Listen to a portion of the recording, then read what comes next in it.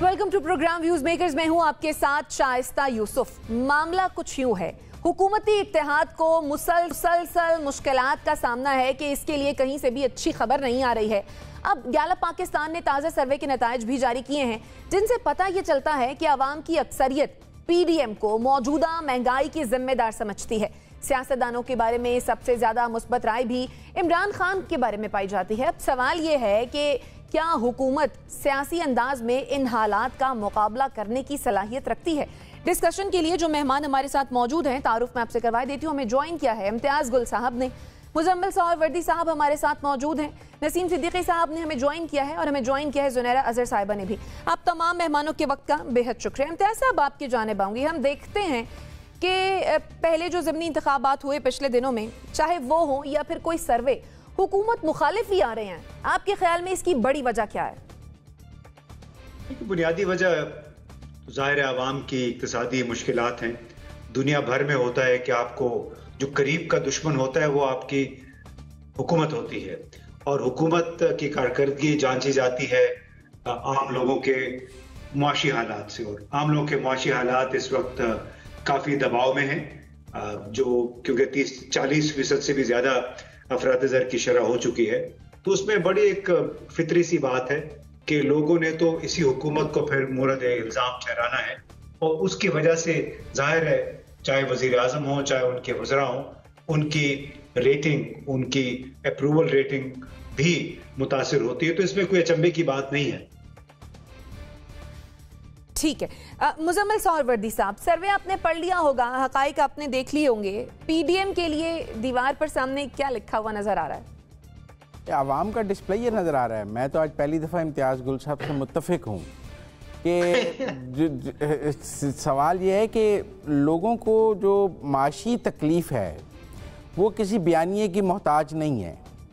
लेकिन जब cost of living बढ़ेगी, बिजली का बिल बढ़ेगा, फूड नेसेसिटीज़ बढ़ेंगी, गैस बढ़ेगी, पेट्रोल बढ़ेगा, तो ये कोई बयानिए से समझ आने वाली बात नहीं है। ये हर आदमी को बड़ी आसानी से समझ आ जाती है कि महंगाई कितनी बढ़ गई है, क्योंकि उसके घर का बजट उतने फ़ीसद बढ़ गया होता है।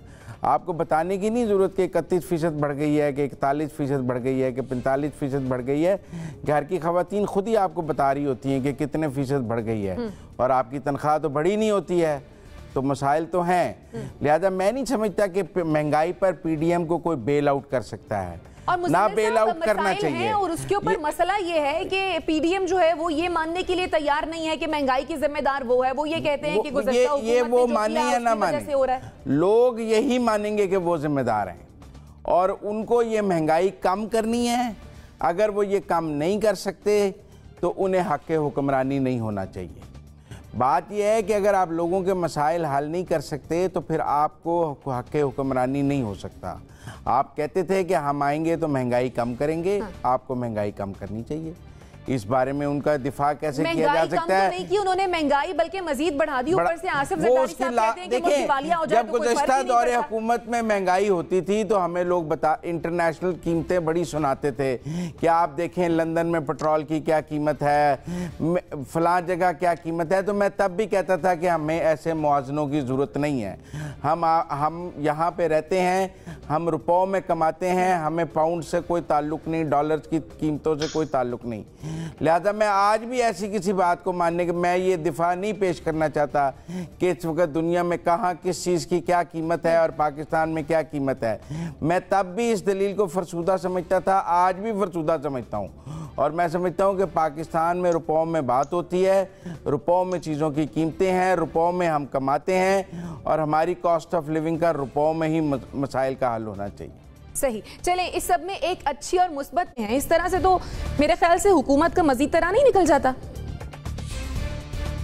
देखिए शाइस्ता, बात यह कि जब अदम एतमाद की तहरीक आई थी और जो पीडीएम का बयानिया था कि मुल्क दिवालिया के करीब था, अगर उनके आने के बाद वो थोड़ी बहुत प्राइस कंट्रोल करते, थोड़ी बहुत आवाम को कुछ बेहतरी नज़र आती, तो यकीनन आवाम जो है वो आवाम के जो हुकूमत है उसकी तारीफ़ करती है और इमरान खान साहब और पीटीआई के जो है वो नेगेटिविटी जाती। लेकिन देखने में ये आया कि ये महंगाई नहीं हो रही, बल्कि इसको तो महंगाई स्पीड कहना चाहिए। जिस तरह शहबाज स्पीड का था उसी स्पीड के साथ महंगाई बढ़ी है, यानी कि पहले महंगाई ऐसी होती थी कि 10 रुपये पेट्रोल बढ़ता था, चीनी 5-10 रुपये बढ़ती थी। अब तो 500 रुपये 1000 रुपये का जंप लगता है। बच्चों का दूध लेने जाओ, कल 3500 का था, आज डब्बा 4500 का है। घी लेने जाओ 500 रुपये का था, वो 1500 रुपये का है। तो इस चीज़ से जो आवाम है वो तो बहुत सख्त तंग आई हुई है और उनको नफरत की हद तक हुकूमत के साथ इस वक्त इख्तलाफात है। दूसरी बात यह है कि जब भी कोई पॉलिटिशियन होता है या कोई भी सेलिब्रिटी है या आपका सियासतदान है, उसकी ज्यादा बढ़ा दिया है। 500 से डायरेक्ट 1500 पे ले गए हैं घी। अब कोई बात नहीं, कोई बात नहीं।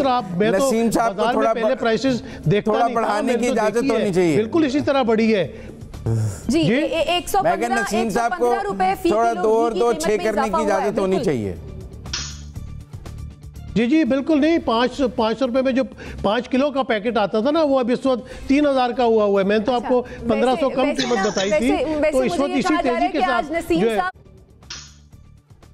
जी बिल्कुल नहीं। 500 रुपए में जो 5 किलो का पैकेट आता था ना, वो अब इस वक्त 3000 का हुआ है। मैंने तो आपको 1500 कम कीमत बताई थी।